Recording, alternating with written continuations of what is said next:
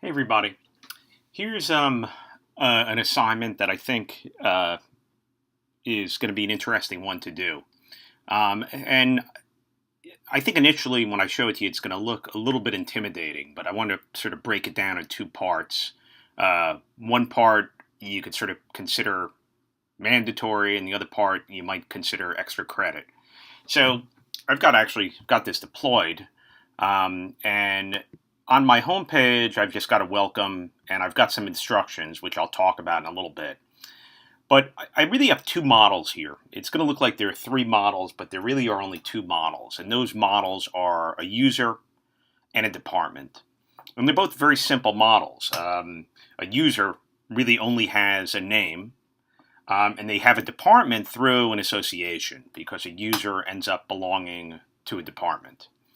A department has a name, and a department has one other attribute, which is whether or not it's the default department. And I'll explain to you how that works in a little bit.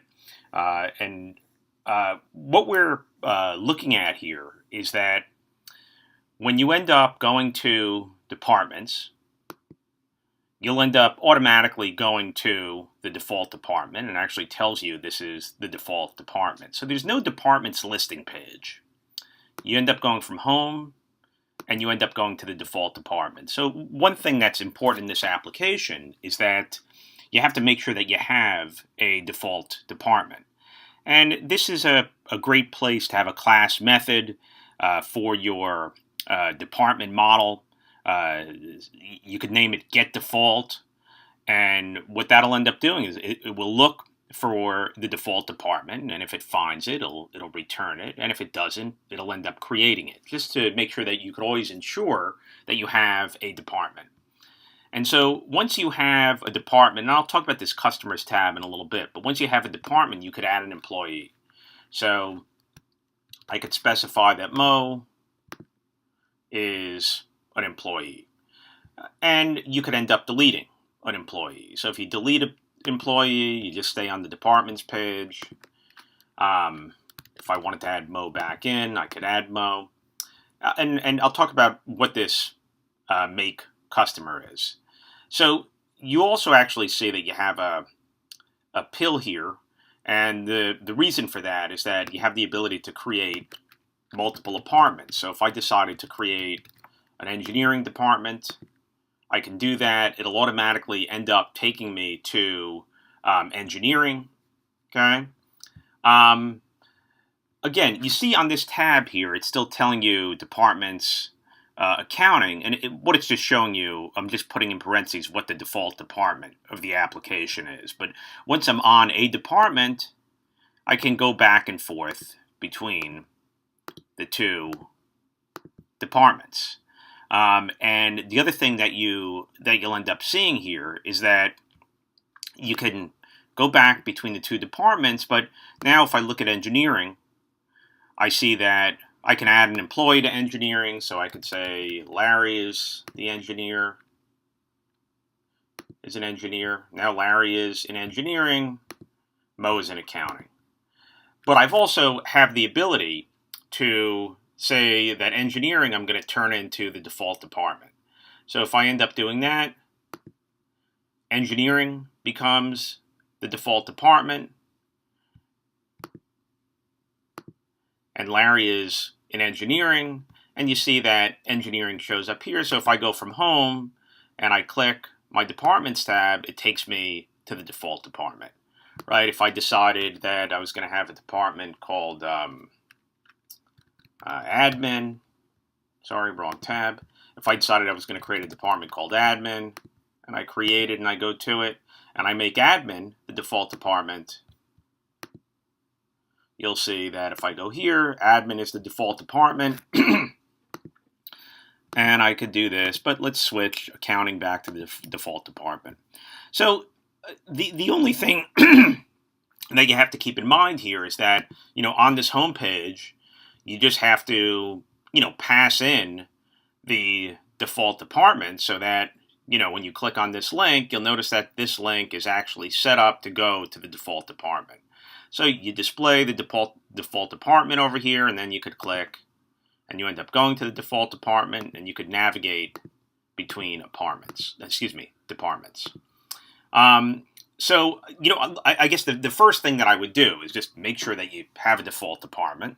That's pretty easy. Make sure that when you're on the home page, you pass that back.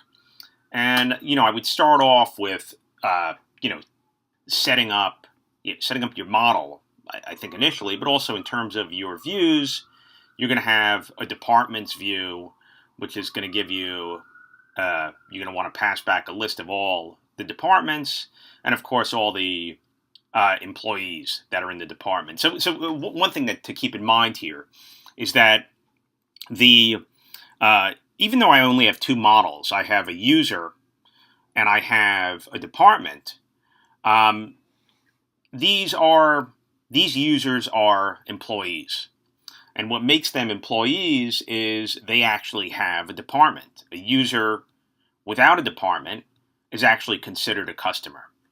So once you have your department set up, and you could end up basically adding users to a department, which in fact makes them employees, once you could end up doing that, and even having the ability to switch the default department. And again, you don't have to do that right off the bat. As long as you have a default department, you should be able to get to this page. And if you could end up getting to this page, then you can end up, adding users to the department again, which ends up making them employees. So what's this idea of a customer? Well, a customer is just an employee that does not have a department. So if I decide, I have this other tab called Customers. Right now I don't have anyone in it. If I decided to create a customer, I could do that. But if I end up saying, hey, look, Mo is no longer an employee, I'm going to make Mo a customer, it's just going to set Mo's department ID to null. And if I make him a customer, then I go back to the customers page, and Mo is back as a customer. And if I went over here and I decided, hey, look, Curly is also going to be a customer, Curly will show up here. And I have the ability to delete a customer.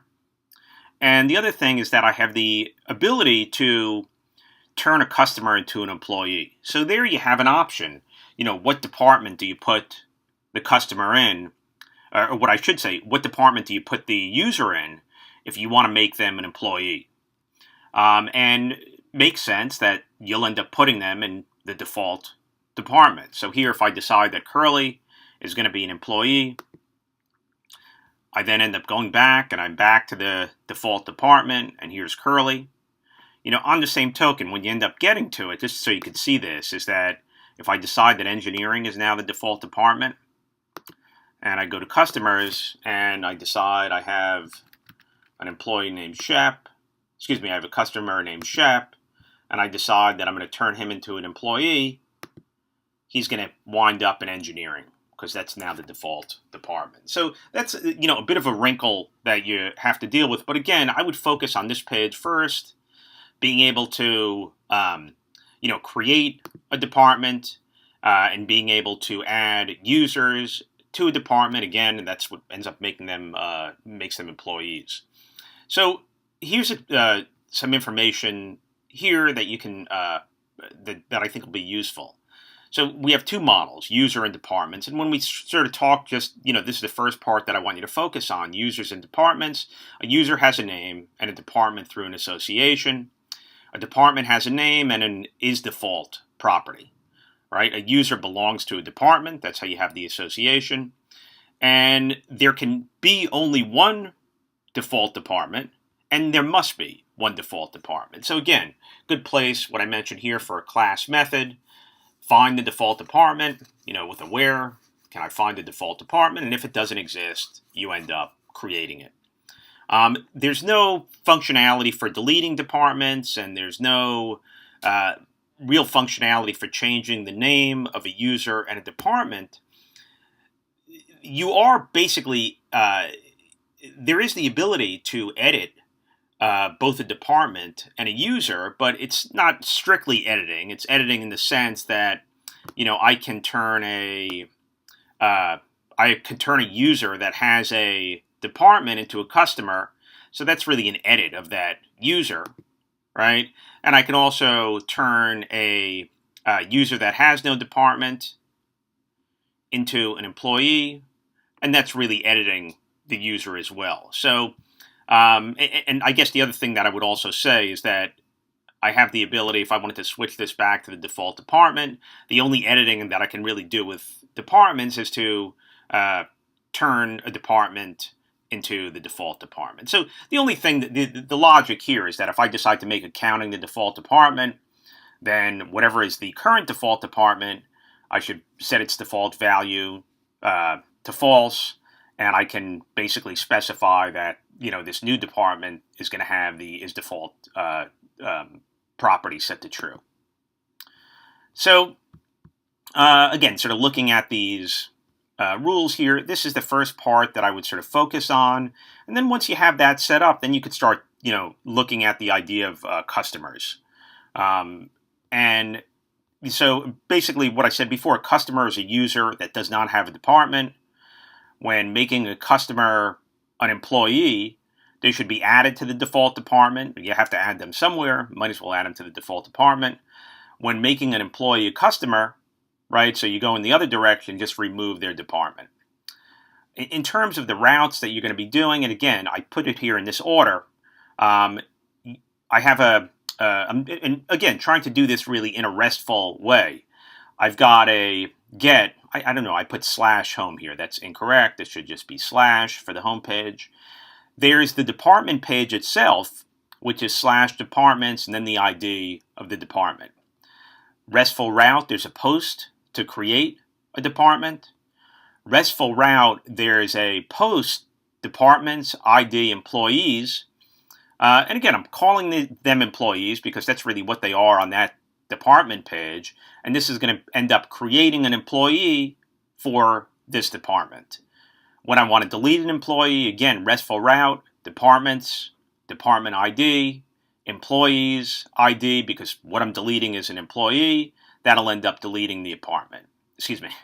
That'll end up deleting the employee. And there's also an edit route. It's not a true edit route, but it's the only way that we can end up editing departments, which is a put, and this is a misspelling, I'll fix this. It's departments /ID, and that's going to turn that department into the default department. And again, the only wrinkle there, logic-wise, is that you would have to, if you're switching the default department, you have to find the one that's currently the default department, set that is default property to false, and set this one to true. Once you have that set up, and again, it's not really a complicated model. You can end up adding at least a class method for getting the default. Other than that, it should be pretty straightforward. After you do that, then you could focus on the customers part. So you're going to have a route for /customers. Again, this is going to end up returning the users that don't have departments. You're going to have a post to customers. Again, this is going to be RESTful route. This is going to create a user who does not have a department. You're going to be able to delete a customer, delete customer's ID, which is going to delete that customer. And again, once you end up getting to the stage where you can move users into the employee group and out of the employee group by adding a department, you'll have a put to customers and the ID of the customer. Again, at that point, there's no department associated with them. And what that's going to do is that's going to turn a customer into an employee, again, by adding them to the default department. And then you would end up redirecting to the default department. So you could see that that change ended up going through. On the same token, if you go back in the other direction, you're going to have a put, which is going to be, departments, the name of the department, the employee, the ID of the employee, and what this is going to end up doing, so just so we see this, here's accounting, right? If we end up making curly a customer, right, we end up redirecting back to the customers page. Again, that's how I did the logic. I guess theoretically you could stay on the page that you were on and see that employee ended up disappearing. It's really up to you. So that's the order that I would end up doing the routes. In terms of the files that you have, there's not a ton of them. There's your DB index. Again, I call it DB because I usually end up exporting that models property. That models property would have your user model and your department model on it. You have a layout page because we're using Swig. You have an index for the home page. You have departments. And again, if you get to the customers, you'll have the customers HTML.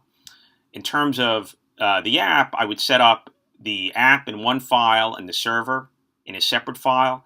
This is going to allow you to do some testing. And I would do, just minimally do a couple of sort of simple tests to get yourself started.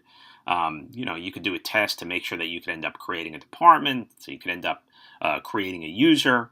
You could do a test to make sure that your, default department class method works. And the reason why this gets separated out is that if you're using super test, you can end up, loading your app and testing out a couple of routes. So I would take a stab at doing just a little bit of testing, maybe having, 2 or 3 simple tests, just so you feel comfortable setting that up. But again, if you get too stuck on that, you really start building the app. In terms of the routes, you're going to have and again, I apologize for the misspelling here, but this is going to be departments.js in the routes folder, and this is going to be customers.js in the routes folder. So I'd like you to give this a shot. A couple of just other quick notes, and I'll put these up there as well, and I'll send you out the link to this, is that just name, so it's easier for me to find these things. I know your GitHub account, just in case, so I don't have to bother you about this, is that when you end up setting this up, just name this repository when you create it on GitHub, name it Acme Users, just so I could find it. Acme-Users, that's what you should end up naming it. And the other thing that I think would be worth giving a shot to is actually deploying it on Heroku. So I'm going to give I'll do another video that shows you how to deploy it. But that's something that I think can be helpful, just so we can see that the functionality is actually working. Because in terms of how I'm going to probably set this up, is that I'm probably going to take a look at your code. But in terms of setting up databases locally and that sort of thing, it's a little bit trickier. So again, what I would end up doing is, if you deploy it, then it's just a little bit easier to see whether or not it's working. And plus, I think you should start seeing how you can end up deploying your applications. Anyway, that'll end up doing it for this, and I'll talk to you later.